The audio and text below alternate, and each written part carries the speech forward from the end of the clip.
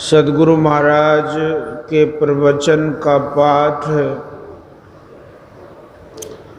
महर्षि में ही सत्संग सुधा सागर से प्रवचन संख्या 226। अंधी श्रद्धा से कुछ ग्रहण और त्याग मत करो। धर्मानुरागिनी प्यारी जनता, आपके दर्शनों से मुझे बड़ा लाभ और सुख होता है। दुख इस बात का होता है कि यद्यपि इस पंडाल में 19,000 वर्ग हाथ स्थान है, तथापि आराम से बैठने के लिए आपको इस पंडाल में जगह नहीं है, क्योंकि आप लोग बहुत संख्या में हैं। यदि आप लोग इसमें बैठकर सुख माने तो मुझे भी सुख हो, और आपको दुख हो तो मुझे भी दुख होगा। दुख पाकर आप कोसे नहीं। यह इतनी गरीब संस्था है कि भारत में ऐसी गरीब कोई संस्था नहीं है। आप साप न दें, धन्यवाद दें। सत्संगियों में जिनसे जो काम हो सका सबने किया। तन से, मन से, धन से सभी ने सहायता की। कितने तो सत्संग संस्था का भोजन करके श्रमदान करते थे, और कोई अपनी ओर से खाकर श्रमदान करते थे। इन सबको मैं धन्यवाद देता हूँ। कबीर साहब ने गरीबी मिजाज से रहकर सत्संग करने कहा है, और सत्संग की महिमा जनाई है। उन्होंने कहा है कि कबीर संगति साधु की, जौ की भूसी खाए, खीर खांड भोजन मिले, साकट संग न जाए।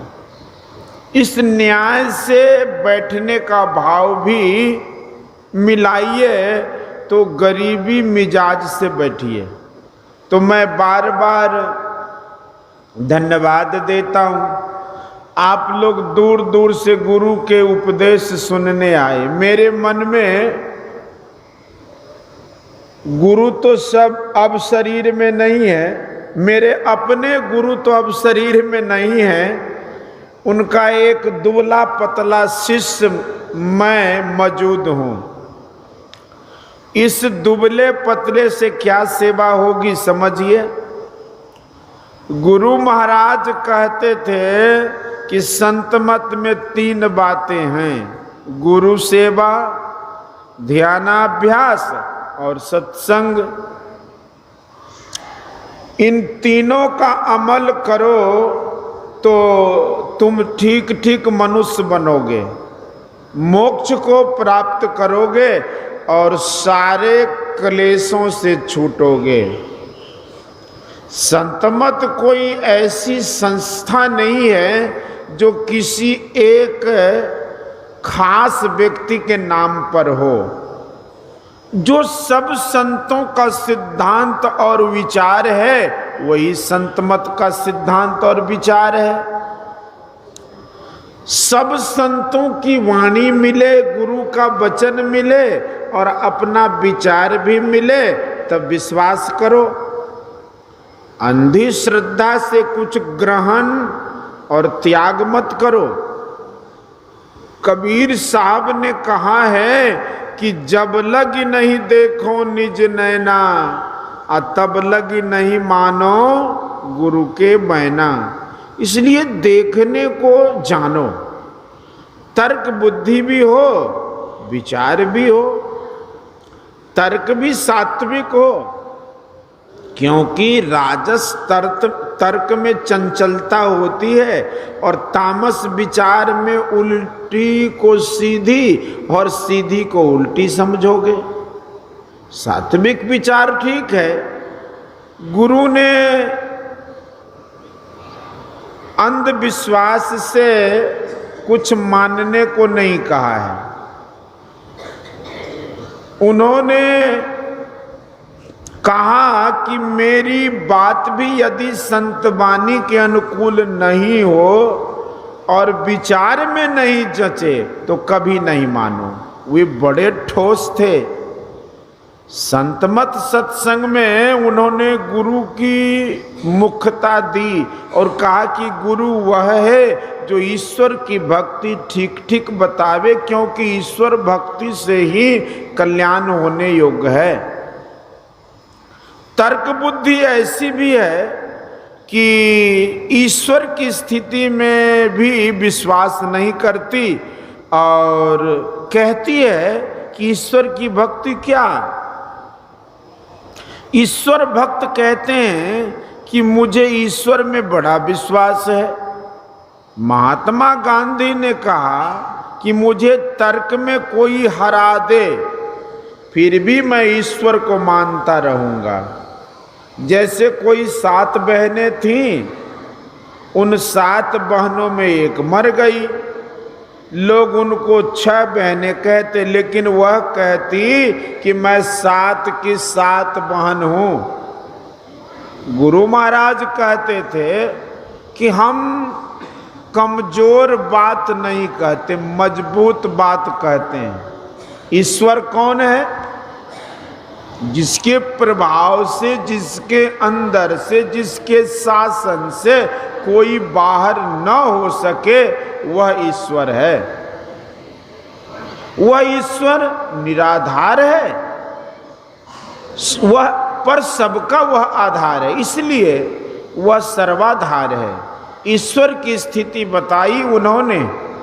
गोस्वामी तुलसीदास जी ने रामचरितमानस में कहा है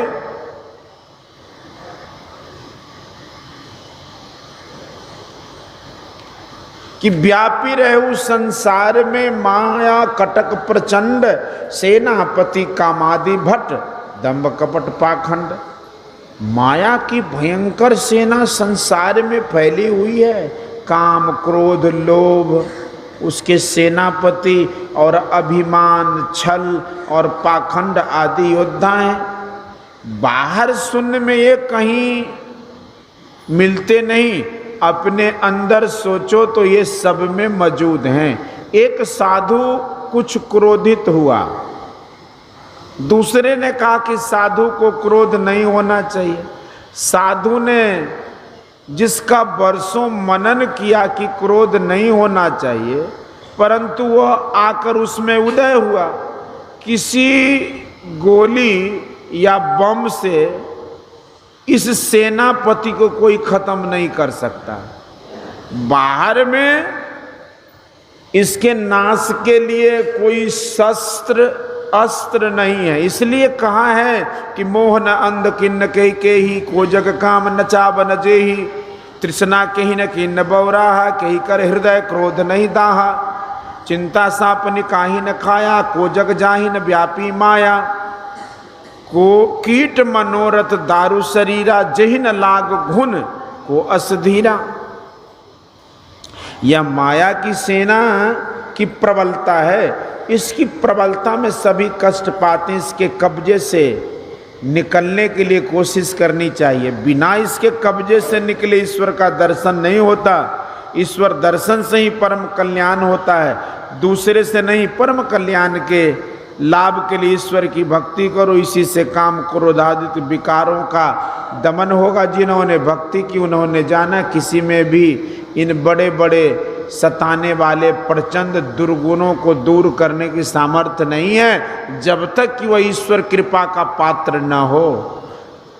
क्रोध मनोज मोह मद माया, अछूटहि सकल राम की दया। ईश्वर की भक्ति में ईश्वर दर्शन के रास्ते पर बड़ा प्रकाश होता है।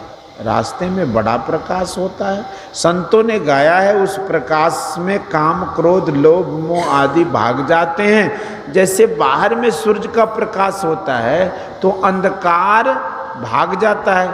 तुलसीदास जी कहते हैं कि अंदर में सूरज का प्रकाश होता है। कबीर साहब, गुरु नानक साहब ने कहा, तथा उपनिषद में भी लिखा है कि अंदर में सूरज का प्रकाश होता है। इसको अजमा कर देखना चाहिए। तुलसीदास जी ने लिखा है कि जब थे राम प्रताप खगेसा, उदित भयो अति प्रबल दिनेशा, पूरी प्रकाश रहे त्यों लोका, बहुत न सुख बहुत न मन शोका। जिसके अंदर में प्रकाश होता है वह तीनों लोकों को देखता है, उससे कुछ छिपा नहीं रहता। उस प्रकाश से बहुतों को सुख और बहुतों को दुख होता है। बाहर के सूरज में भी गर्मी, बाहर के सूरज में गर्मी मालूम पड़ती है और अंदर के सूरज के प्रकाश में मन शांत हो जाता है। जैसे अधिक ठंड से पानी जम जाता है, उनको दुख किनको हुआ? प्रथम अविद्या निशा नसानी, अविद्या गई, अंधविश्वास गया। अविद्या का ज्ञान राजस व तामस है, अविद्या रूपी रात को दुख हुआ। मतलब जिनको सूर्य दर्शन हो उनकी पाप वृत्ति चली जाती है। अघ उलूक जहाँ तहाँ लुकाने, काम क्रोध कैरब सकुचाने, विविध कर्म गुण काल सुभाऊ, ए चकोर सुख लह ही न काऊ। मत्सर मान मोह मद चोरा, इनकर हुनर न कबने हुओरा। पाप रूपी उल्लू छिप पक्षी जहाँ तहाँ छिप गए। अनेक प्रकार के गुण कर्म काल और स्वभाव चकोर है, ये कभी सुख नहीं पाते हैं। डाह प्रतिष्ठा का विचार अज्ञानता और अहंकार चोर है। इनकी कला किसी और न रही, सुख किनको हुआ? धर्म तराग ज्ञान विज्ञाना, ए पंकज बिकसे विधि नाना। सुख संतोष विराग विवेका, विगत शोक ये कोक अनेका। धर्म रूपी तालाब में ज्ञान और विज्ञान रूपी अनेक प्रकार के कमल हैं, ये खिल गए। सुख संतोष विराग और विवेक, ये अनेक चकवे पक्षी सुख शोक रहित हो गए। हम लोगों को जो सुख मिलता है उससे यह सुख बहुत विशेष है, यह नित्य सुख है, संतोष भरा है। अविद्या के नाश होने से ये सब बढ़ गए। ईश्वर की भक्ति करो, ये सब विकार दमित होंगे।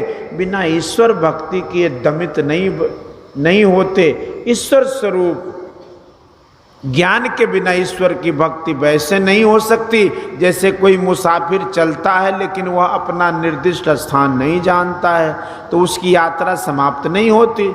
जो निर्दिष्ट स्थान नहीं जानता वह निर्दिष्ट स्थान नहीं पाता और वह जैसे पहले दुखी था वैसे वह दुखी रहेगा। ईश्वर वह है जो माया को अपने काबू में रखकर नटी की तरह नचाते हैं।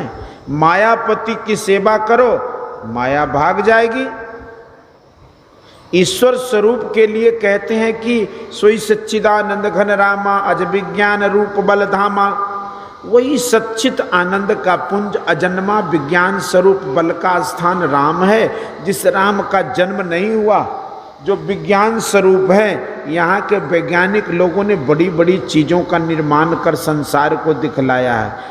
परमात्मा भी बड़ा वैज्ञानिक है, वह विश्व की रचना करता है, उसके उपादान को भी उत्पन्न करता है। भौतिक वैज्ञानिक बिना उपादान के कुछ नहीं बना सकता, ईश्वर उपादान को भी उत्पन्न करता है। बाबा नानक ने कहा कि तद अपना आप ही उपाया, ना कि छुते किछु कर दिखलाया।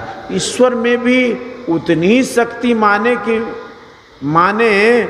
कि बिना उपादान के वह कुछ नहीं बना सकता, तो वह मनुष्य वैज्ञानिक से विशेष नहीं हो सकता। ईश्वर प्रकृति को भी बनाया है, वह किसी अंश में कमजोर नहीं है। कबीर साहब ने कहा कि प्रथम एक सो आपे आप, निराकार निर्गुण निर्जाप। आबे जाय सो माया साधु, आबे जाय सो माया। है प्रतिपाल काल नहीं जाको, ना कहूँ गयो न आया। तात्पर्य यह है कि वह है ही है, उसका जन्म नहीं है। कोई कहे कि तुलसीदास जी ने तो राम के अवतार का वर्णन किया है, फिर वह अज कैसे? मैं कहूँगा कि जन्म शरीर का होता है, आत्म स्वरूप का नहीं। जैसे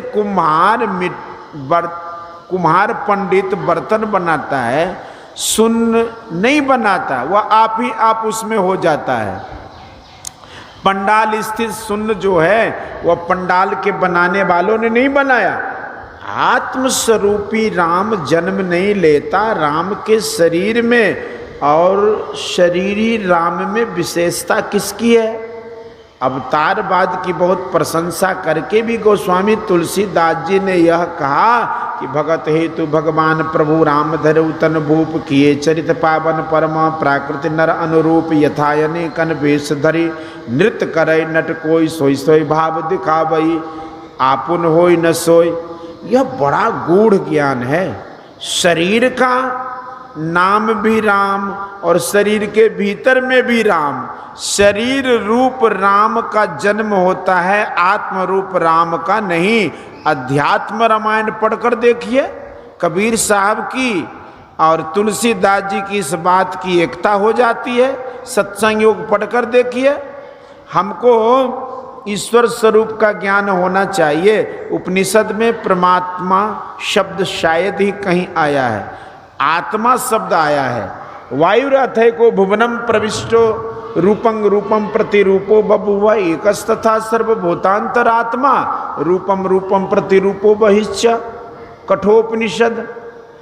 अर्थात जिस प्रकार इस लोक में प्रविष्ट हुआ वायु प्रत्येक रूप के अनुरूप हो रहा है, उसी प्रकार संपूर्ण भूतों का एक ही अंतरात्मा प्रत्येक रूप के अनुरूप हो रहा है और उनसे बाहर भी है। जैसे आकाश से बाहर, जैसे आकाश कहने से बाहर का आकाश भी मान सकते हैं, और घटाकाश, मठाकाश, पटाकाश फुटाने के लिए कहा जाता है। इसी तरह आत्मा कहने से परमात्मा का भी बोध होता है। आत्मा का जन्म नहीं होता, परमात्मा स्वरूपी राम का जन्म नहीं होता, इसलिए अज है। व्याप से बाहर है, इसलिए कहा कि व्यापक व्याप अखंड अनंता अखिल अमोघ शक्ति भगवंता प्रकृति पार प्रभु सब उर्वासी ब्रह्म निरेह बिरज अविनाशी। इससे आगे हम बढ़ नहीं सकते। अनंत के अंदर सभी रहेंगे, बाहर कोई नहीं हो सकेंगे। अनंत के अंदर सबको रहना होगा। जिसके अंदर रहना होगा उसके प्रभाव में रहना होगा, जिसके प्रभाव में रहना होगा उसके शासन में रहना होगा। अनंत की स्थिति माने बिना प्रश्न होगा कि जबकि शांत ही शांत सब है तो उसके परे क्या है? सब शांतों का बड़े से बड़ा मंडल होने पर भी शांति होगा, चाहे वह कितना बड़ा भी मंडल क्यों न हो। सारे शांतों के परे अनंत है, अनंत के परे क्या होगा? जो पूछते हैं उनको अनंत का अर्थ मालूम नहीं है। बुद्धि के विचार से भी अंधविश्वासी होकर नहीं मानना पड़ता है कि एक ऐसा परम तत्व अवश्य है जो अनंत है। अनंत का अर्थ असंख्य नहीं, वह एक ही एक है। उपादान प्रकृति पर भी उसका काबू है। जिसका शासन सब पर हो उसको ईश्वर परमात्मा क्यों न कहें। लेकिन एक ही शब्द पर जकड़ जाना ठीक नहीं कि वह राम ही है या शिव ही है। वह कल्याणकारी है इसलिए शिव कहते हैं, वह सब में व्यापक है इसलिए राम कहते हैं। कोई ऐसा शब्द जो उनके उत्तम गुण के अनुकूल नहीं हो उनका नाम नहीं होता। परमात्मा स्वरूप की स्थिति अवश्य है, चाहे आप उसे जो कहिए, चाहे आप निर्वाण ही मानिए। तो निर्वाण किसका? बुझ जाना। यदि यह अर्थ करते हैं तो किसका बुझ जाना? कबीर साहब ने कहा कि जो जल में जल पैस न निकसे यों ढूढ़ी मिला जुला। यह भाव आता, यह भाव जहाँ जाता है उसमें लीन होने की बात आई है। निर्वाण का अर्थ सारे बंधनों को छोड़कर हट जाना भी समझते हैं। ऐसा जो हो जाता है उसका दो भेद मिट जाता है, उसको ईश्वर परमात्मा राम आदि हम कह सकते हैं। उस तक हम पहुँचे, यही हमारा विचार और निशाना होना चाहिए। लोग कहते हैं कि ईश्वर सर्वव्यापी है, फिर जाना कहाँ? तो मैं कहता हूं कि वह सर्वव्यापी है, लेकिन यहां मुझे पहचान नहीं होती, इसलिए जाना वहां है जहां पहचान हो, लेकिन जाने के लिए बाहर नहीं, अपने अंदर जाना है। त्रिकाल संध्या अवश्य करो, ब्रह्म मुहूर्त में करो, दूसरे समय दिन में स्नान के बाद, और तीसरे संध्या समय करो। यदि करो नहीं तो कहने से क्या होगा? बाबा नानक ने कहा कि गली जोग न होई, सत्संग करो, साधन भजन करो। खाना जरूरी है, इसलिए बनाकर खाओ, गपशप नहीं करो। इतना खर्च करके दूर दूर से आए, काम धंधा छोड़कर आए, भजन नहीं किया तो क्या लाभ? बोलिए श्री सद्गुरु महाराज की जय। यह प्रवचन भागलपुर जिलांतर्गत महर्षि में ही आश्रम कुप्पा घाट के निकट गंगा तट पर 58वां वार्षिक महाधिवेशन के अवसर पर दिनांक 10/4/1966 ईस्वी को अपराह्नकालीन सत्संग में हुआ था। बोलिए श्री सद्गुरु महाराज की।